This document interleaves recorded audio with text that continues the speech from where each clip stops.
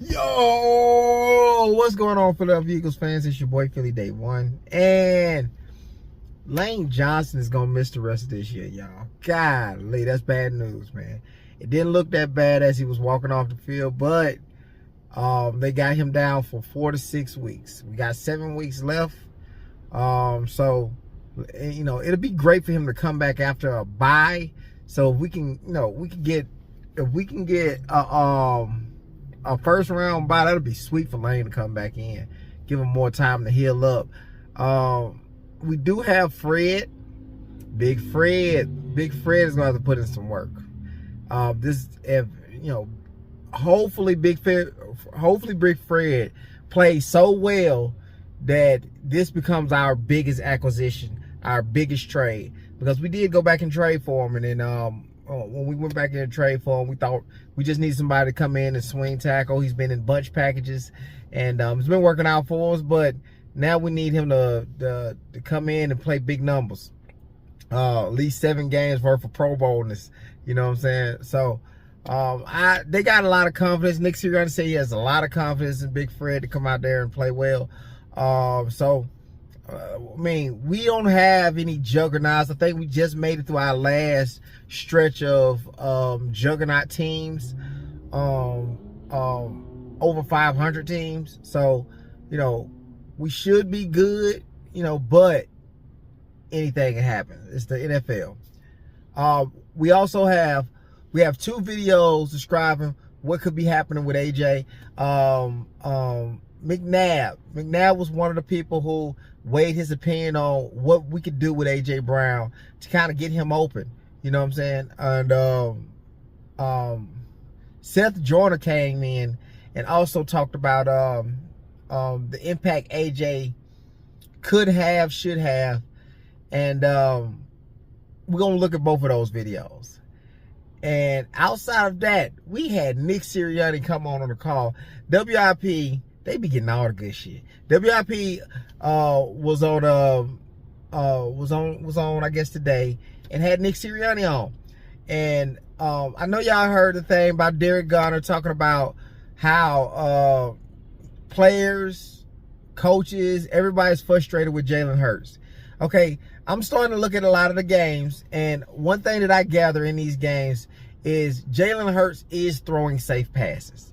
Anything where it requires, you know, he might think that it might be an interception, or he might throw a turnover. He don't want to take no risk.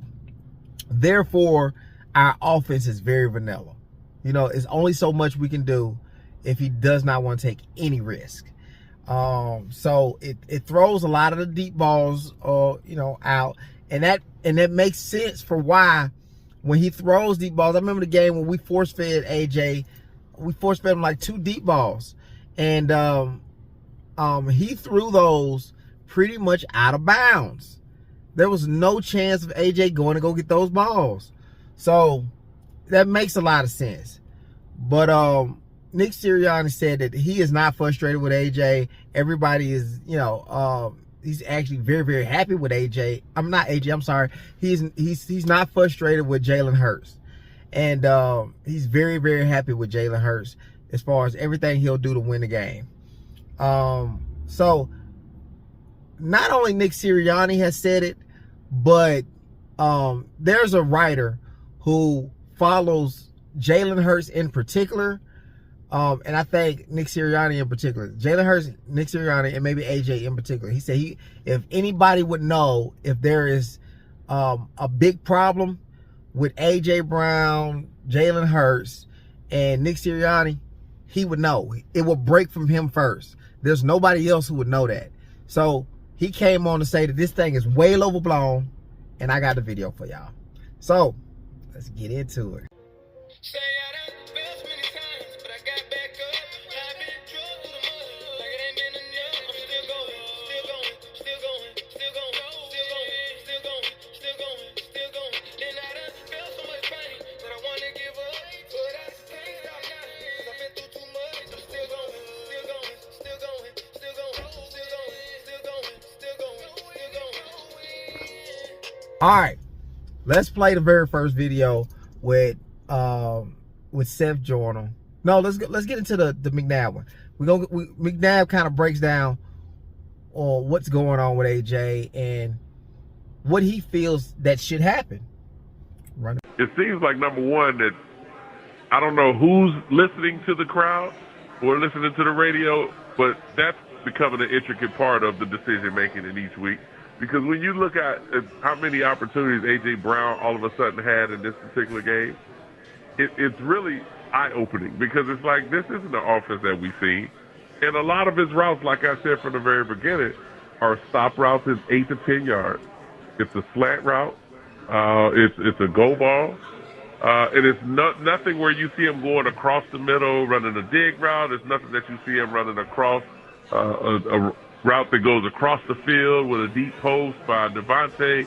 He ran a dig route which against Green Bay, which now we had Devontae running from the slot over the top, which if that safety jumps the dig, then we take and go over top with Devontae, which led to a touchdown. But I just don't see any creativity in this offense. All right. Yeah, he want to know.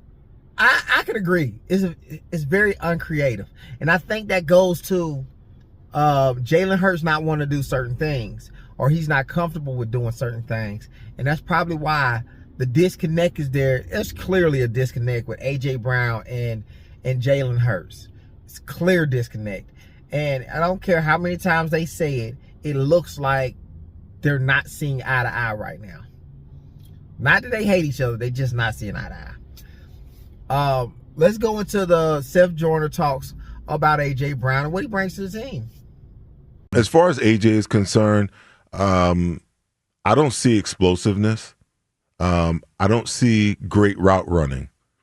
You know, I think for a lot he's been a 50-50 wide receiver. He's just so big. His hands are massive. So if he can get his hands on the ball, like that catch last night when he was fell down on one knee and still grabbed that ball out, that was like unheard of. I've never seen anything like that before. But I think the fact that they're simplistic in their routes, it's easy for teams to cover him up, and he's just not getting the separation. You know, he runs a lot of slant routes, so I wonder when they're going to run him on the choice slant where he slants down, the corner jumps it, John, and he plants his foot and comes back out of it, or runs some slant and goes. Because every time he runs a slant, the cornerback is all over him. And I would venture to say, if you ran the statistics, he's probably averaging no more than about 5 or 6 yards a catch on the slant. I think everybody knows that. Everybody knows that. And that's why it's a little shocking that we don't come up with any plays to get AJ open. AJ is the kind of person, he runs pretty good routes, like stop and goes and stuff like that. For his size and his strength, he runs some really good routes. But to ask him to run a route that gets him open as a combat route, or a, you know what I'm saying, or a slant route, like, it ain't a lot he can do to fool no DBs. Like, shit, Devontae Smith had a hard time getting open last game. So, you know, the route concepts have got to change a little bit. Got to be a little more creative. You know what I'm saying? And, you know, I sit there and I'm not thinking get creative on the list of you know, the Los Angeles Rams with their route concepts and stuff like that. I'm just saying get a little more creative. Like, shit, get 2-3 routes that's really good. Maybe some deep crossing routes. I mean, something for him to break away from people. So I just feel like that'll be very beneficial to the team. All right, Nick Sirianni was on the call with WIP, and he assured everybody there is no frustration with Jalen Hurts. Let him talk. Derek Gunn's reports, I'm sure you know about, indicated the players and coaches are frustrated with Jalen. And I'm curious how you balance frustration with you win a lot, with Jalen is a big part of it, with you want to be very careful about what you say publicly. How do you balance all of that? Yeah, sure. I'm not frustrated with him. He goes out there and does his job each week and does a great job of putting us in position to win games. You know, and that's the name of the game. You know, particularly, for the quarterback. Like, what are you doing to win, help your team win football games?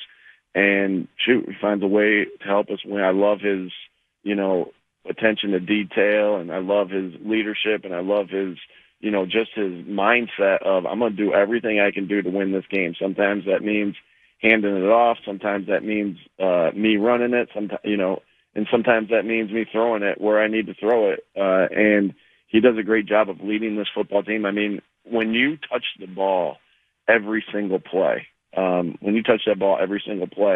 everything's in your hands, and you directly win and lose football games. And at the quarterback position, because the ball is in your hands so much, and he's just done such a good job of, leading, such a good job of running the offense, such a good job of all the things that require to play quarterback to help put us in positions to win each and every game. And each game looks, like I said, but each game looks a little bit different. And I think we've shown that we can win multiple, different ways. We can win, a game like the Rams, where, it's a shootout in the second half. We can win a game where it's a defensive struggle, and a defensive battle. That's a very Nick Sirianni thing to do, is back his players. Take that however you want to take it. I don't know. I kind of feel like he's telling the truth. I could never really tell because he's so monotone about everything. He's so even-keeled about everything. So I could never really tell. But I feel like he's telling the truth right here. Also, we got this other video where one of the writers were talking about, if there's news, he said this whole thing is overblown. He said if there's news of this being really bad to where it impacts where somebody get traded and all the stuff that we've been talking about, he'd be the first to break it. So I will ask you, Jeff, with all the drama that there is it so drastic to the point where it needs to get fixed as soon as possible? Or do you think the drama is a little overblown and you think there will be fine moving forward? Yeah, absolutely overblown. Yeah. I mean, look, I did a lot of digging in last week just after the whole A.J. Brown thing, and it was something they had to deal with. It was not business as usual down there, even though Nick says it was, but it's nowhere near inside what it is on the outside. And I think that this, honestly, I really haven't been paying attention with what's just chatter has been going out there with Jalen Hurts, because I know what I know about the whole Jalen Hurts situation, and I feel like I have a better handle on anyone in the media, to be quite frankly. So if I haven't really come out and reported anything, I just don't think it. I don't think it has risen to the level that I guess it sounds like you guys are talking about. As I said in my podcast, go listen to it, Uncovering the Birds. I mean, like, I do feel like it's, Jalen's a big part of what, how guys are viewing what's wrong with the offense. Absolutely. He's a quarterback, though. That's all part of it. That is true. That brings me a lot of joy. I don't want this to mess up our season. And that's where we were at with it. I'm overreacting, because I don't want this to mess up our season. But that brings me a little bit of concernment. It relaxes me a little bit, because this season is a Super Bowl-like season. I don't want that messed up like most of the Philadelphia Eagles fans.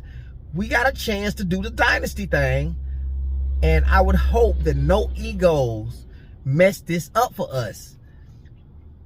Though I get both sides, though I get both sides, I do not want this to mess us up. So that's all I got for y'all, man. Like, comment, subscribe, and turn those post notifications on so y'all don't miss no video.